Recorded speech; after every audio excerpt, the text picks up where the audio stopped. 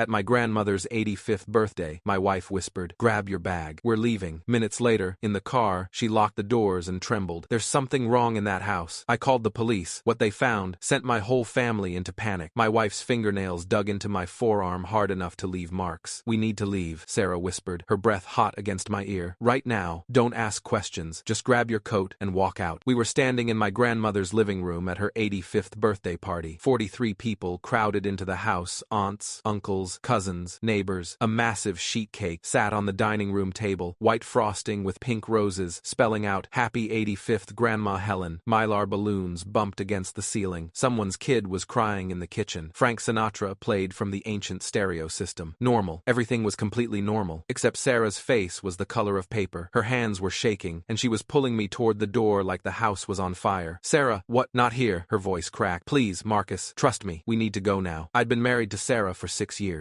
I'd seen her calm through job loss, through her father's death, through a car accident that totaled our Honda. I'd never seen her look like this. Terrified, panicked, like she'd seen something that broke reality. I grabbed our coats from the pile on the guest bed, made excuses to my Aunt Linda about Sarah feeling sick, walked out the front door into the cold November evening, with Sarah's hand locked around mine like a vice. She didn't say anything until we were in the car, until the doors were locked, until she'd started the engine and pulled away from the curb. Then she just sat there at the first stop sign, gripping the steering wheel, breathing like she'd just run a marathon. "Sarah, what the hell is going on? There's something very wrong in that house." She stared straight ahead at the empty street. "Your Uncle Richard, your cousin Amber. I heard them talking in the office." My stomach dropped. "Talking about what?" "Your grandmother." She turned to look at me, tears in her eyes. "Marcus, they're drugging her. They're stealing everything. Her voice broke. "They're destroying her." The world tilted sideways. I'd known my Uncle Richard my entire life. He was my dad's older brother, 58 years old, worked in real estate, lived in a big house in Riverside. He'd been helping take care of Grandma Helen for the past 3 years, ever since Grandpa died and she'd started having trouble managing alone. Amber was Richard's daughter, 29 years old, worked as a paralegal, lived with Richard, and helped him with Grandma's affairs. They were family. They were the good guys, the ones who showed up, the ones who made sure Grandma got to her doctor appointments and paid her bills on time and didn't fall behind on her medications. "Sarah, that's insane. Richard has been—" I heard them. Her voice was steel now, sharp, certain. I went looking for a bathroom. The hallway bathroom was occupied. Someone told me there was another one down the hall. The office door was cracked open. I heard Richard's voice. "What did he say?" "She signs tonight, whether she wants to or not." Sarah's hands were white-knuckled on the wheel. Then Amber said, "I already forged the last set." She was too confused to notice. My mouth went dry. Richard said something about lawyers, about timing, about making sure everything transferred before anyone caught on. Then Amber said, Sarah closed her eyes. "No mistakes this time. Everything needs to be clean." Jesus Christ. I looked through the crack in the door. There's a desk covered in papers, legal documents, property transfers. I saw power of attorney forms, a will, all dated within the last 2 weeks. I sat there trying to process it, trying to make it make sense. Maybe it's legitimate estate planning. Maybe Grandma asked them to. "Marcus," Sarah grabbed my face, made me look at her. "Where is your grandmother right now?" I thought about it, pictured the party, the crowded living room, the dining room full of people, the kitchen where the kids were playing. I hadn't seen Grandma, not since we'd arrived. "Richard said she was resting," I said slowly, "that the party was too much stimulation, that she needed quiet time in her room. At her own birthday party. She's 85, she gets tired." "When's the last time you actually saw her, talked to her?" I tried to remember. Thanksgiving. 3 weeks ago. "How did she seem?" "Tired, confused." She kept asking the same questions. Richard said it was normal aging, maybe early dementia. Sarah started the car again, drove 2 blocks, pulled into a 7-Eleven parking lot. "Call the police, Sarah. Call them, right now. Tell them you have reason to believe an elderly woman is being abused. Tell them you overheard a conversation about forged documents. Tell them you need a welfare check immediately. If I'm wrong, what if you're right?" She grabbed my hand. "What if we drive away right now and they get her to sign something tonight? What if tomorrow she wakes up and her house is gone? Her money is gone. Her entire life is gone." And I pulled out my phone. My hand was shaking so badly I could barely dial. 911 dispatch answered on the second ring. 911, what's your emergency? I need to report possible elder abuse. My grandmother. I think my uncle is drugging her and forging documents. What's the address, sir? I gave them Grandma's address, explained what Sarah had overheard. The dispatcher's voice changed, got sharper, more focused. "Officers are en route. ETA 12 minutes. Stay on the line. Are you at the location now?" "No, we left. We're 2 blocks away." "Is the alleged abuser still at the residence?" "Yes, it's a birthday party. There are 40 people there." "Sir, do not return to the residence. Wait for officers to arrive. Can you meet them at the corner?" We drove back, parked across the street from Grandma's house, watched through the windshield as the party continued. Lights Lights on in every window, silhouettes moving past curtains. Someone opened the front door, probably leaving, and music spilled out. Laughter. The sounds of celebration. Sarah gripped my hand. Neither of us spoke. At 7:47 p.m., 2 police cruisers turned onto the street. Lights off, no sirens. They pulled up in front of the house. 4 officers got out. 2 approached the front door. 2 went around back. The officer in front rang the doorbell. Long pause. The door opened. I recognized my Aunt Linda's shape in the doorway. She looked confused. One of the officers showed her his badge, started talking. "Oh God," I whispered. "What if we're wrong?" "We're not wrong," Sarah said. Linda stepped back. "Let the officers inside." The front door stayed open. More silhouettes. Raised voices now. The music cut off. Then, one of the officers rushed back out, spoke urgently into his radio, ran back inside. "That's not good," Sarah said. 2 minutes later, an ambulance turned onto the street, lights flashing. It pulled into Grandma's driveway. Paramedics grabbed equipment and ran inside. My stomach dropped through the floor of the car. "Marcus, I'm so sorry," Sarah whispered. "I'm so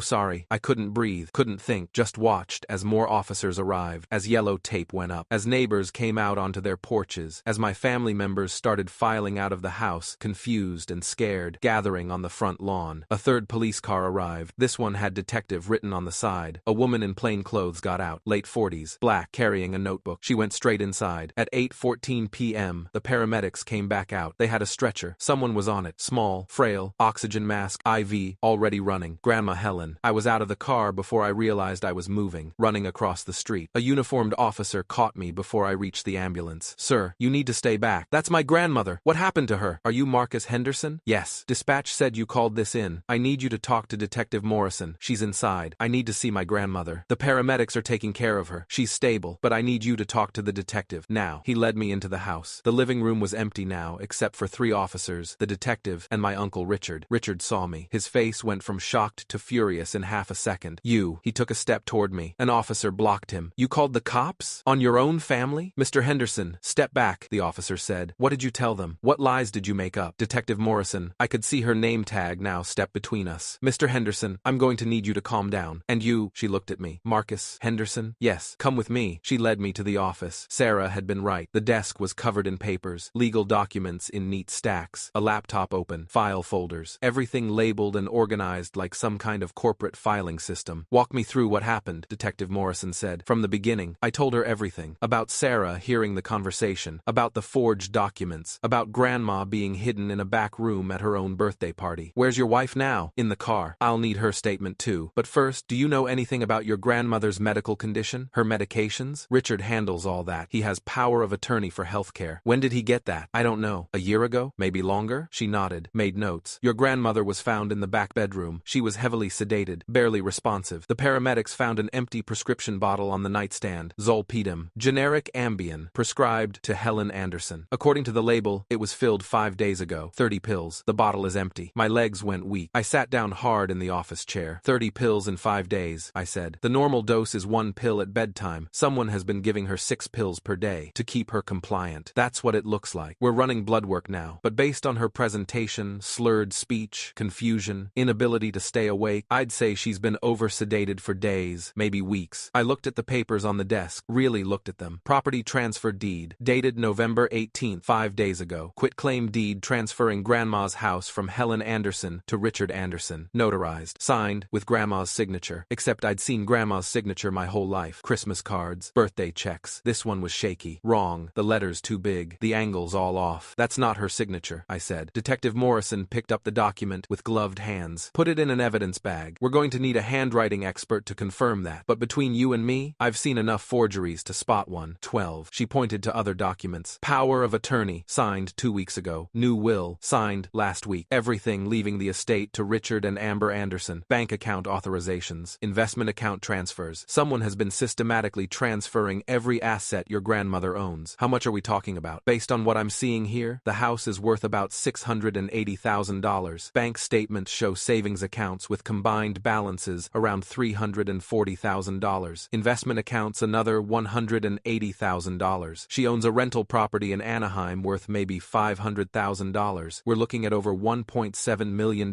in assets." I felt sick. Richard's been stealing from her. Richard's been liquidating her entire life. And based on the timeline, tonight was supposed to be the final step. "What do you mean?" She pointed to a calendar on the desk. November 24th, tonight had been circled in red. Notes in the margin. Final signatures. Transfer Transfer to escrow. Close accounts Monday. Monday is when the banks open. If everything had been signed tonight, Richard could have walked into the bank Monday morning with power of attorney and drained every account. The house sale would have closed Tuesday. By Wednesday, your grandmother would have had nothing. Oh my God. Mr. Henderson, I need to ask you something. Did anyone else in your family know about this? I don't know. My Aunt Linda saw papers weeks ago. Richard told her it was estate planning. Anyone else acting suspicious? Helping Richard? Covering for him? His daughter Amber. My wife heard them both talking. Detective Morrison nodded. Amber Anderson. She's being questioned by another officer right now. There was shouting from outside. Through the window, I saw Richard on the front lawn, yelling at officers. My family members stood in clusters on the sidewalk, watching, confused, scared, angry. What happens now? I asked. Now we arrest Richard and Amber Anderson for elder abuse, fraud, forgery, and theft. We seize all documents as evidence. We get your grandmother to a hospital for full evaluation, and we start unwinding whatever damage they've done. Can you undo it? If they already transferred things, most of it. Banks are pretty good about reversing fraudulent transfers once we prove incapacity and forgery. The house sale can be stopped. It hasn't closed yet. We'll get most of it back, but it's going to take time. I heard Sarah's voice outside, giving her statement to an officer. I could see her through the window, arms wrapped around herself, still shaking. Your wife saved her life, Detective Morrison said quietly. If she hadn't heard that conversation, if you hadn't called when you did, this would have been done by midnight. Clean transfer, legal, documentation. By the time anyone figured it out, the money would have been gone. Richard would have dumped her in a nursing home, probably, with no assets to pay for it. Medicaid facility. She would have died in a state home, thinking her family had abandoned her. I put my head in my hands. He's my uncle. I've known him my entire life. That's usually how it goes. Elder abuse is almost always family. The people with access. The people who are trusted. She closed her notebook. Come on, let's get you outside. You're going to want to be there when they take your uncle into custody. We walked out onto the front lawn. The whole family was there now. My dad, Richard's younger brother, stood near the street, face white with shock. My Aunt Linda was crying. Cousins whispered to each other. Neighbors watched from porches. Richard stood in the middle of it all, arguing with two officers. This is ridiculous. I'm her son. I'm taking care of her. These are all legitimate estate planning documents. Sir, your mother was found heavily sedated. The medication bottle shows she should have had 25 pills remaining. It's empty. She must have taken extra. She's been confused lately. That's why we need the power of attorney. Sir, we found forged signatures on multiple documents. That's not forgery. I was helping her sign things. She has arthritis. She asked me to guide her hand. Amber appeared then, being led out by another officer. Her hands were cuffed behind her back. She was crying, mascara running down her face. Dad, tell them, she screamed. Tell them we were just helping Grandma. Richard's face twisted. Shut up, Amber. You said she wouldn't remember. You said it was easy money.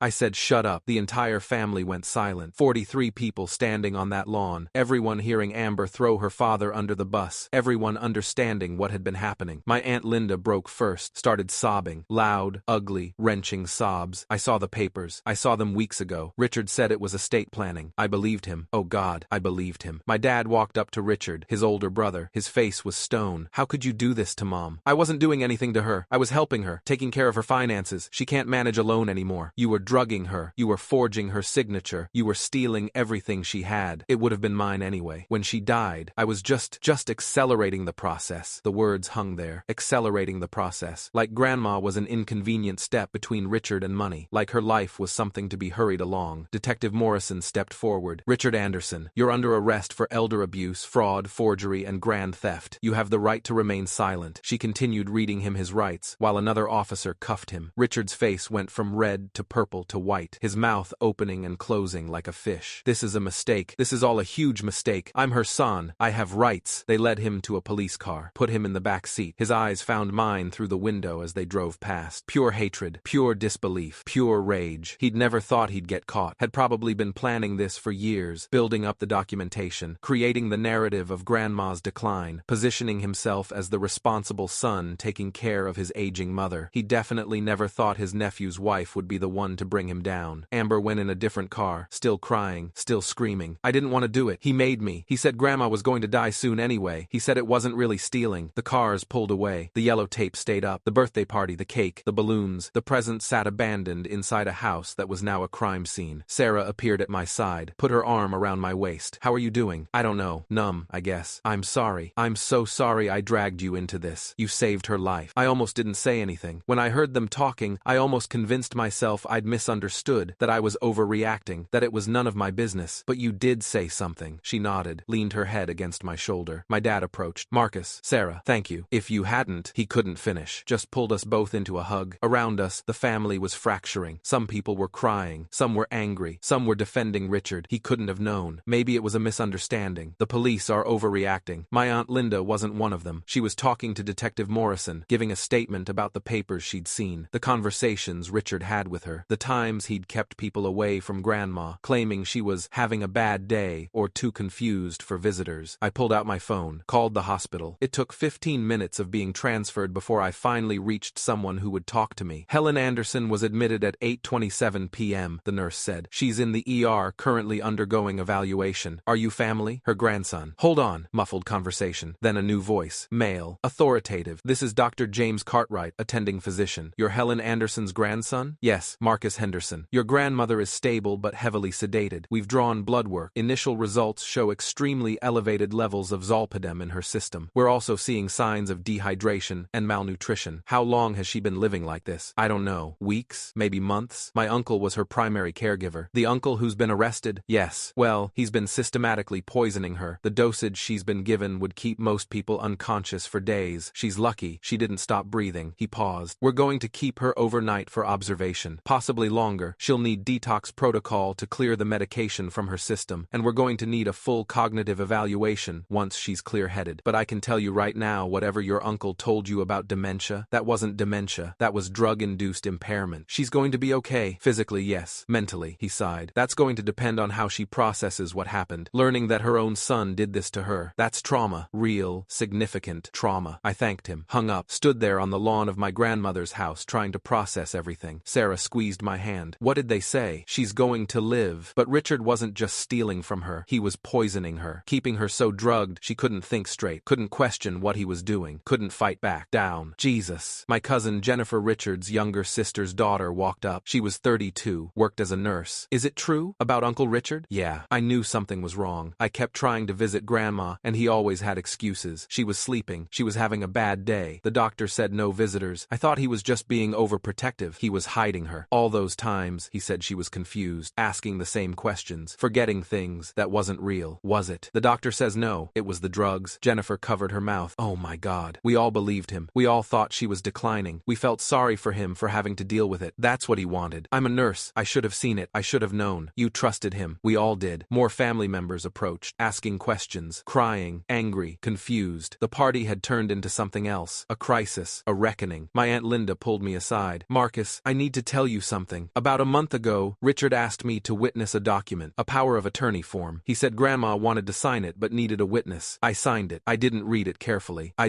trusted him. It's not your fault. It is. I should have asked more questions. Should have made sure she understood what she was signing. Should have talked to her without Richard there. But I didn't. I just signed it. Did you see her sign it? I saw her hand moving. But Richard was holding her hand, guiding it. He said her arthritis made it hard for her to write. I thought he was helping her. He was forging her signature. Linda started crying again. I helped him. I witnessed a forgery. I'm going to have to testify to that, aren't I? Probably. Good. I want to. I want everyone to know what he did. By 10:30 p.m., the police had finished processing the scene. They'd boxed up all the documents, photographed everything, taken statements from a dozen family members. Detective Morrison told us they were building a case that would likely result in multiple felony charges. How long will he go to prison for? My dad asked. Elder abuse is a felony. Fraud is a felony. Grand theft is a felony. We're looking at each forged document as a separate count. Conservatively, he's looking at 10 to 15 years if convicted, maybe more if your mother wants to pursue civil charges too. She will, my dad said. Once she's better, once she understands what he did, she'll pursue every charge possible. Sarah and I left around 11 p.m., drove home in silence, both too exhausted to speak. I keep thinking about the party, Sarah said as we pulled into our driveway. All those people, the cake, the presents, and the whole time she was in that back room, drugged, trapped, probably scared. She didn't even know it was her birthday party. Do you think she knew what was happening? What Richard was doing? I don't know. I hope not. I hope she was too confused to understand. But I had a feeling she did know, on some level, that she'd been aware her son was hurting her, taking things from her, making her sign papers she didn't understand, and she'd been powerless to stop it. The next 3 months were a legal nightmare. Richard and Amber were charged with 14 felonies combined. Richard made bail, used his own house as collateral, but had a GPS monitor. Amber stayed in jail. She couldn't make her $100,000 bail. The forensic accountant's report was devastating. Richard had stolen $847,000 over 18 months. He'd been forging Grandma's signature signature on checks, making wire transfers, selling off her investments and pocketing the proceeds. The house sale was the final piece, another $680,000 that would have put him over $1.5 million in total theft. He'd spent most of it: new cars, a boat, gambling debts, a timeshare in Mexico. By the time police caught him, there was maybe $200,000 left. Grandma spent 2 weeks in the hospital. The detox was hard. She had withdrawal symptoms from the medication, confusion, anxiety, night terrors. Dr. Cartwright said it was like coming off a months-long bender. When she finally cleared, when her mind was sharp again, the cognitive evaluation showed she was fine. No dementia, no cognitive impairment, just an 85-year-old woman who'd been systematically drugged by her own son. I visited her on day 16. She was sitting up in bed, looking more like herself, thinner than I remembered, frailer, but her eyes were clear. "Marcus," she said when I walked in, "they told me what you and Sarah did." Sarah figured it out. "I just made the call." "You saved my life." Her voice cracked. "My own son was killing me, and you saved me." "Grandma, Richard came to see me 2 days before the party," she said quietly. "I wasn't as drugged that day. I could think clearly for a few hours. He brought papers for me to sign. I asked what they were. He said estate planning, making things easier when I die. But I looked at one of them. It was a deed, transferring my house to him. What did you do?" "I refused to sign. I told him I wanted my own lawyer to review everything. He got angry, so angry. He said I was being difficult, that I was confused, that I didn't understand what I was reading." She looked at me. "That night, he gave me extra pills. I don't remember much after that, just fog, days of fog, and when I woke up, I was in the hospital. He was going to take everything. I know. The police showed me all the forged documents, my handwriting, but not my handwriting. He practiced it, got good at copying my signature, good enough to fool the banks. It's over now. He can't hurt you anymore. My own son." She started crying, quiet tears. "I gave birth to him, raised him, loved him his entire life, and he looked at me and saw nothing but money." I held her hand, didn't know what to say, because she was right. Richard had seen his mother as an obstacle, an inconvenience, a vault to be cracked. "The lawyer says I can get most of the money back," Grandma continued. "The banks are reversing the transfers. Insurance might cover some of the rest, but Marcus, the money doesn't matter. What matters is that I'm alone now. I had 2 sons. Your father is wonderful, but Richard," she shook her head, "he's dead to me. I will never speak to him again, and that means I've lost a son. You haven't lost him. He lost you, by choice, by his own actions. I keep thinking about Amber. She helped him. My granddaughter. I used to babysit her. I taught her to ride a bike, and she forged my signature, helped her father drug me, steal from me. She's facing charges too. She'll go to prison." "Good." The hardness in her voice surprised me. "They should both go to prison. They should both suffer for what they did." The trial happened in March. Richard pleaded not guilty. Amber took a plea deal, testified against her father in exchange for a reduced sentence. Her testimony was devastating. She described how Richard had started planning this 3 years ago, right after Grandpa died, how he'd gradually increased Grandma's medications, created a paper trail of confusion and memory problems, positioned himself as the responsible caregiver so no one questioned his control. She described forging signatures, at least 40 times over 18 months, practice sheets where she copied Grandma's handwriting until she got it perfect. Richard looking over her shoulder, coaching her. "Shakier. She's old. Make it look shakier." She described the parties, how Richard would drug Grandma extra on days when family was visiting, keep her in the back bedroom, tell everyone she was having a bad day, all to maintain the illusion that she was declining. And she described the plan for that final night. The birthday party was cover. Everyone gathered, distracted, while Richard got Grandma to sign the last documents in the back bedroom. If Sarah hadn't heard them, if we hadn't called the police, it would have worked. The jury deliberated for 4 hours, found Richard guilty on all counts: elder abuse, fraud, forgery, grand theft, financial exploitation of an elder. Sentencing was 2 months later. The judge was a woman in her 60s who'd clearly seen enough of this type of case. "Mr. Anderson," she said, looking at Richard over her glasses, "you systematically abused, drugged, and robbed your own mother. You did this over a period of 18 months. You enlisted your daughter's help. You manipulated your entire family. You created elaborate lies to cover your crimes. You showed no remorse, no empathy, no recognition that your mother is a human being, deserving of dignity and respect." Richard stood there in his orange jumpsuit, GPS monitor on his ankle, looking smaller than I'd ever seen him. "The state recommends 12 years. The defense asks for probation and restitution. I'm sentencing you to 14 years in state prison. No possibility of parole before serving at least 10 years. Additionally, you will pay full restitution to your mother for all stolen funds, estimated at $847,000, plus legal fees and damages totaling $1.2 million. If you cannot pay, your assets will be seized and liquidated." Richard's lawyer objected. The judge overruled. Sentence stood. Amber got 6 years. She'd be out in 4 with good behavior. Grandma got her house back, got most of her money back, sold the rental property and put the proceeds in a trust managed by my dad and Aunt Linda, hired a full-time caregiver, a wonderful woman named Rosa, who moved into the guest room and took care of everything. Sarah and I visited every Sunday, brought dinner, played cards, made sure Grandma knew she was loved.